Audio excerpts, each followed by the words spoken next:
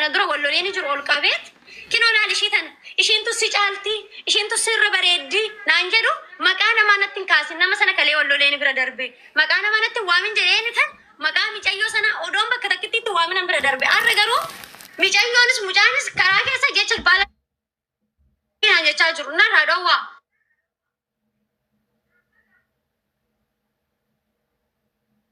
Bakka muubee hojii hojjetachaa jira maal jetti suuqii kana keessa teeche kan gurgurattu maqaa kiyya dhooftu malee suuqiin nagadattu naan jettee arrabsaa jirti. Ani Oromoo geetan misikirii ani obsee hin dabarsu kinoo har'a ishee amma duraan akkas jettee arrabsite amma laayifii galtee zanaa jettee kinoo geemishii taphachaa jirti. Ani immoo muubee aarranis giltsiin dubbadda gammannaanis muubee bira dhufee gammachuu kiyyan ibsadha. Fakkeessuu hin danda'u garuu namni keenya fakkeessee jiraata. Muubee narraa dhoowwi mucaa keetis narraa dhoowwi. Isaatu micayyoodha walitti na buusaara. Isaatu micayyoo wajjiniin akkana gooti ishiin naan jechaa jira. Narraa dhoowwa Oromoo bakka hin danda'u kana ol nan gurguradda. Ani miskiina rakkiitti hojjedheen jiraadha. Waan ta'eef rakkoo qabu biiftuun immoo intala tokkoffaa irratti biiftuu koo ani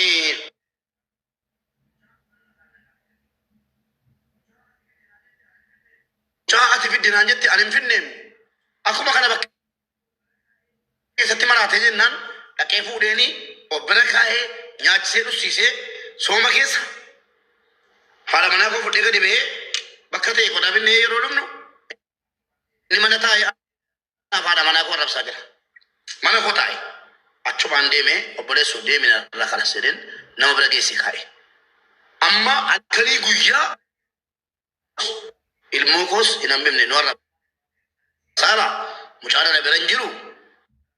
Ammayyuu mana abbaa giddiitti argee keetanii keessummaa naqa waan ta'eef callisee dhufee natti gamee natti irree salaamataa naan jedhee naazansiisee garaana nyaate waalaikum assalaam jedhee cabbatee wal dubbifne wal bira darbine. Amma immoo ijoollee sirraa darbu yooti waa isaa haasofte sin dhiisu yooti jalaa callifte hin dhiisa jalaa callisi ishee jalaa callisi an seenaatti nan himaa hin dhugu lisii taa'e hojii kee hojjetadhu ishee an dhufees jajjabeessa bornan dhufu. Naamu bee ani isaanii waan suuqii gurguradhu hin jiru. Hin beektamu bee uummata kanatti ajandaa fidee odoon ta'in uummanni kun fedhii isaaniitiin na jaalatanii na ala ta'anii na laalu fedhii isaaniitiin na guddisan ani koota foona na godhaa dheeni miti koota na guddisaa dheeni miti gaafa inni waan baay'aasoo gorsaan ture dhugaa rabbi baxaan ittiin gorsi ofirra darbeen ani dhiisee biree kootu gorsime biree itti haasa'e ijoollee baay'ee boota qabsiise kanan dadhabdu boota qabsiisa mucaa kan yaa hojjetatee jiraatu inuma biyya Oromaa kana keessa koo gaayis Dubaay gaafa jiraannu daqiiqa takkitti dhafi sekoondii takkitti dhaabbannu kaffalleef jiraanna. Sinigaa'ee birri Itoophiyaa birrii 500 ol kaffallee jiraanna biyya kana keessa. Waggaa lamaaf kan jiraannu. Biyya akkanatti kaffallee keessa jiraannu kana immoo bilxii taanee nu itti hojjetannee jijjiirramnu taanan namni dhufee itti nu jijjiiru hin jiru. Haadhi dhuftee nu jijjiirtu hin jiru abbaan dhufee sitti. Hojii kophee gargaarsuma kan namatti siqadhu. Mubaarakii nyaachisee maallaqa kiyyan harkaa nyaatee Oromoo mana hakimiin geesse na iyyaalchise sabbixoo bitee fi waa beekanaan jedhaa jira. Danda'een ta'aa jira. Masaarraa kaaseeniti jabaadhu jabduu koo ishee. Yaa ammoo bee dhaggeeffadhu kanaafuu akkana rabbashni akka jechaan taane naan hin jenne akka namoota nani jaaladhu bira deemanii waa'ee koon odeessini muubee kaleessas haadhiti yarrafamtee maatiin koo dirasii ijoolleen meeqa bo'anii siif jedhee tanan dhiise waan sana arra siif jedhee tanan dhiisaa sumattan dhufe himadhee nama biraatti himanne ani akka nama biraa karaa keessa deemee fakkeessine sittan himadhe ammas narraa dhaabi hin dandeessu taanan immoo yaa. Nanda washee Abshir. Akkasii mata kabajamu kalas dhimma keenya biftoo jiniin rakkoon qabu seenaa hojjennan fixa viidiyoon baatan taanaan ajuuzonni calallii jaalalaatiif dhufnan miti kan jaalalleen keessan muka isinitti cabsiisine.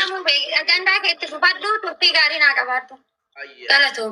Ummata ajuuzaa viidiyoo cufatee asirra taa'u hunda abbaa manaatu mukatti cabsee erge yookiin immoo jaalallee jiraatu shakkeera dhaqee naan dhufte. Viidiyoo baatamu narraa buuta.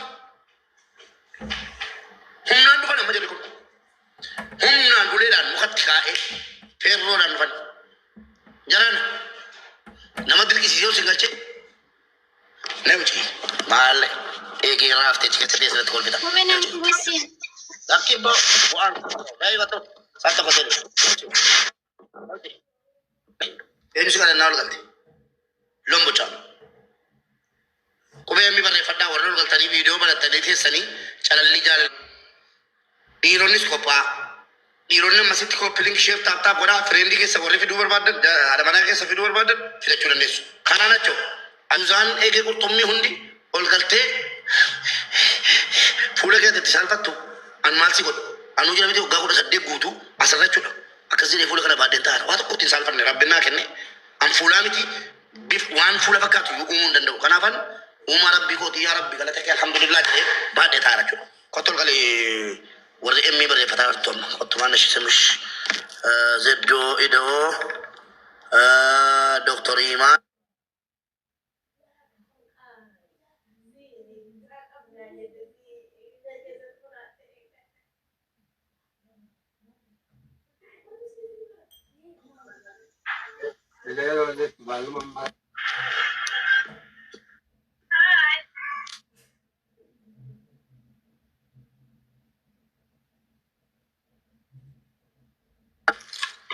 okay.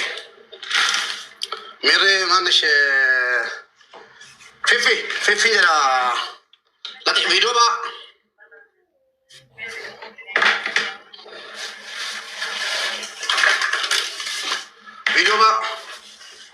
warri calalli jaalalaatti dhuftan dhugumatti warri abbaa manaa keessanii malee fireendii kan biraa irratti qabne warri fireendii malee nama biraa hin jaallanne dhugumaan warri qulqulluu taatan qofti ergadha. Viidiyoon baatu bilisi neucetis kottu kalee sagaltetta maal gochuu dhufti Dr. Imaan neuce kottu baay'ee wallaahi bilookiin si buusa foon abbaa kootii bilookiidhaan si buusa. Dhagaati abbaa taphattee taphatudha. Eebba manaa keetu jirachuu walitti taggee ajuuzota.